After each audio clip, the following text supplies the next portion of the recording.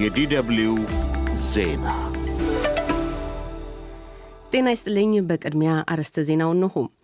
የሶማሌላንድ ፕሬዚዳንት አብዲ ራህማን ሙሐመድ አብዱላሂ ታሪካዊ የተባለለትን ጉብኝት እውቅና በሰጠቻቸው ሀገር እስራኤል እያደረጉ ነው። በዲሞክራቲክ ሪፐብሊክ ኮንጎ ብቻ ከ700 በላይ ሰዎች በኢቦላ ቫይረስ መያዛቸው ተረጋገጠ።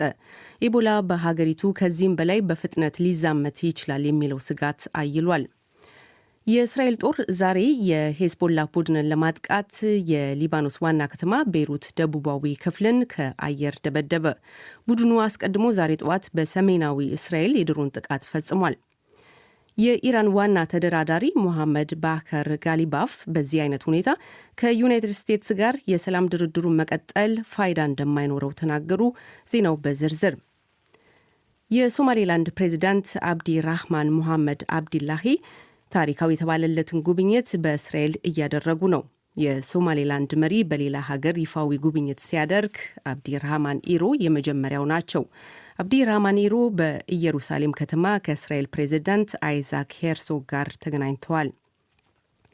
የሶማሌላንዱ መሪ በዚህ ታሪካዊ አጋጣሚ የእስራኤል መንግስት እኛን እንዲህ ባለ ክብር ስለተቀበለን በጣም እናመሰግናለን ብለዋል።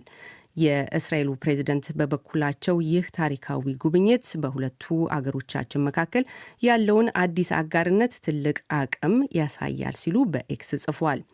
የሶማሌላንዱ ፕሬዝደንት ወደ እስራኤል የተጓዙት ሀገሪቱ የመጀመሪያዋን አምባሳደር በሶማሌላንድ ከሾመች ከጥቂት ሳምንታት በኋላ ነው። ሶማሌላንድም በእስራኤል አምባሳደሯን ሾማለች። እስራኤል ለበርካታ አስርተ ዓመታት ከሶማሊያ ተነጥላ ነጻ ሀገር መሆኗን ላወጀችው ሶማሌላንድ እንደ ሀገር እውቅና የሰጠችው ባለፈው ታህሳስ ወር ነበረ። ይሁንና የእስራኤልን እውቅና የሶማሌላንድን ሀገርነት ከማትቀበለው ሶማሊያ ከፍተኛ ተቃውሞ ገጥሞታል።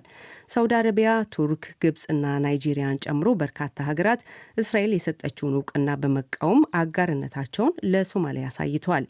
የአፍሪካ ህብረት፣ የምስራቅ አፍሪካ የልማት በይነ መንግስታት ድርጅት በአጭሩ ኢጋድና አረብ ሊግን የመሳሰሉ ተቋማትም የእስራኤልን እርምጃ አውግዘው ነበር።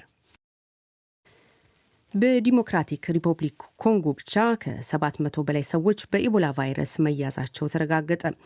የሀገሪቱ መንግስት ትናንት ቅዳሜ እንዳስታወቀው ቫይረሱ እስከ አርብ ዕለት ድረስ 710 ሰዎች ላይ ተረጋግጧል። ከዚህም ውስጥ የ149ኙ ህይወት አልፏል። በ24 ሰዓታት ውስጥ 21 ሰዎች ላይ ቫይረሱ መረጋገጡም ተዘግቧል። በዲሞክራቲክ ሪፐብሊክ ኮንጎ ኢቦላ ከዚህም በላይ በፍጥነት ሊዛመት ይችላል የሚለው ስጋት አይሏል። ሮይተርስ ዜና ምንጭ እንደዘገበው የዓለም ጤና ድርጅትና ሌሎች የጤና ጣቢያ ሰራተኞች የሁለት ሴቶች ህይወት በኢቦላ ወዳለፈበት አንድ መጠለያ ጣቢያ እንዳይገቡ በአካባቢው ነዋሪዎች ተከልክሏል። በዚህም የተነሳ ካለፉት 2 ሳምንታት አንስቶ ንክኪ የነበራቸውን ሰዎች መለየት እስካሁን ድረስ አለመቻሉ ተዘግቧል። ጎረቤት ሀገር ዩጋንዳን በተመለከተ ባለፉት 6 ቀናት አዲስ ቫይረሱ የተረጋገጠበት ሰው እንዳልነበር የዓለም የጤና ድርጅት ይፋ አድርጓል። በአጠቃላይ ዩጋንዳ ውስጥ 19 ሰዎች በቫይረሱ መያዛቸው የተረጋገጠ ሲሆን ቢያንስ የ2 ሰዎች ህይወት አልፏል። አድማጮች የምትከታተሉት ከዶይቼ ቬለ ዲደብሊው የሚተላለፈውን የዓለም ዜና ነው። የእስራኤል ጦር ዛሬ የሄዝቦላህ ቡድንን ለማጥቃት የሊባኖስ ዋና ከተማ ቤይሩት ደቡባዊ ክፍልን ከአየር ደብድቧል። ይህ የሆነው የሄዝቦላ ቡድን በሰሜናዊ እስራኤል የድሮን ጥቃት ከፈጸመ ጥቂት ሰዓታት በኋላ ነው። እንደ የአይን እማኞች ገለጻ ቢያንስ 2 ፍንዳታዎች ተፈጽመዋል። እንደ ሊባኖስ የሲቪል ጥበቃ ማህበር ከሆነ በጥቃቱ 3 ሰዎች ሲገደሉ 6 ደግሞ ጉዳት ደርሶባቸዋል። ቤይሩት ያለ አንድ የአሶሺየትድ ፕሬስ የፎቶ ጋዜጠኛ እንደዘገበው ቤይሩት ላይ በደረሰው ጥቃት ባለ 5 ፎቅ ህንፃ የተጎዳ ሲሆን የመጀመሪያዎቹ 2 ፎቆች በከፍተኛ ሁኔታ ተጎድተዋል። የእስራኤሉ ጠቅላይ ሚኒስትር ቤንጃሚን ኔታንያሁና የመከላከያ ሚኒስትሩ እስራኤል ካትስ በጋራ በሰጡት መግለጫ በዳሂህ የአሸባሪው ኢላማዎች ጥቃት ደርሶባቸዋል ብለዋል። ዳሂህ ወይም ዳሂያ በኢራን የሚደገፈው የሂዝቦላ ታጣቂ ቡድን በሊባኖስ ዋና ከተማ ቤይሩት ደቡባዊ ክፍል ምሽጉን የሰራበት ቦታ ተደርጎ ይታመናል። እንደ መግለጫው ከሆነ ጥቃቱ ሂዝቦላህ በእስራኤል ግዛት ላይ ላደረሰው ጥቃት ምላሽ ነው። አስቀድሞ ዛሬ ጠዋት በሂዝቦላህ ቡድን 3 የድሮን ጥቃቶች እንደተሰነዘሩና ሁለቱ ድንበር አቅራቢያ በእስራኤል ግዛት ላይ እንደነበሩ ያስታወቀው የእስራኤል ጦር በሰው ሕይወት ላይ ጉዳት አልደረሰም ብሏል። የኢራን ዋና ተደራዳሪ ሙሐመድ ባከር ጋሊባፍ በዚህ አይነት ሁኔታ ከዩናይትድ ስቴትስ ጋር የሰላም ድርድሩን መቀጠል ፋይዳ እንደማይኖረው ተናገሩ።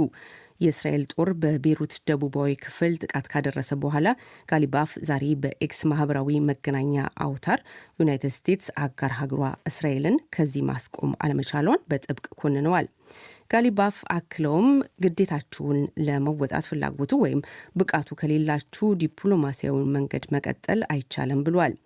የኢራን አብዮታዊ ዘብ በበኩሉ እስራኤል ላይ የአጽፋ ጥቃት እንደሚፈጽም ዝቷል። የእስራኤል ጦርም እንዲሁ በሚቀጥሉት ሰዓታት ተጨማሪ ጥቃት እንደሚፈጽም ዝቷል።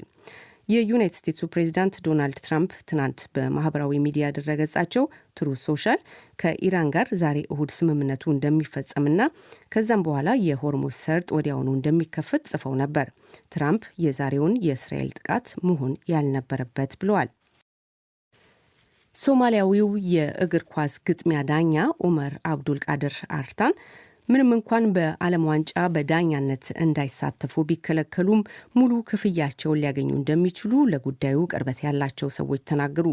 የ34 ዓመቱ አርታን ዩናይትድ ስቴትስ እንዳይገቡ አይሮፕላን ማረፊያ ከደረሱ በኋላ ቢከለከሉም ቢቢሲ ዛሬ እንደዘገበው ለጉዳዩ ቅርበት ያላቸው ሰዎች ሙሉ ክፍያ እንደሚያገኙ ተናግረዋል።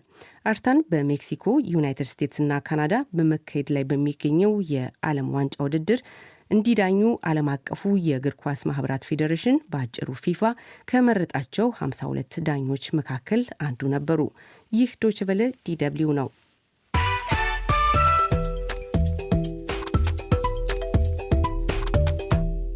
አድማጮች፣ አርዕስተ ዜናው በድጋሚ እንሆ። የሶማሌላንድ ፕሬዚዳንት አብዲ ራህማን ሞሐመድ አብዱላሂ ታሪካዊ የተባለለትን ጉብኝት እውቅና በሰጠቻቸው ሀገር እስራኤል እያደረጉ ነው። በዲሞክራቲክ ሪፐብሊክ ኮንጎ ብቻ ከ700 በላይ ሰዎች በኢቦላ ቫይረስ መያዛቸው ተረጋግጧል። ኢቦላ በሀገሪቱ ከዚህም በላይ በፍጥነት ሊዛመት ይችላል የሚለው ስጋት አይሏል። የእስራኤል ጦር ዛሬ የሂዝቦላ ቡድንን ለማጥቃት የሊባኖስ ዋና ከተማ ቤሩት ደቡባዊ ክፍልን ከአየር ደበደበ። ቡድኑ አስቀድሞ ዛሬ ጠዋት በሰሜናዊ እስራኤል የድሮን ጥቃት ፈጽሟል። የኢራን ዋና ተደራዳሪ ሙሐመድ ባከር ጋሊባፍ በዚህ አይነት ሁኔታ ከዩናይትድ ስቴትስ ጋር የሰላም ድርድሩን መቀጠል ፋይዳ እንደማይኖረው ተናግረዋል። ዜናው በዚሁ አበቃ።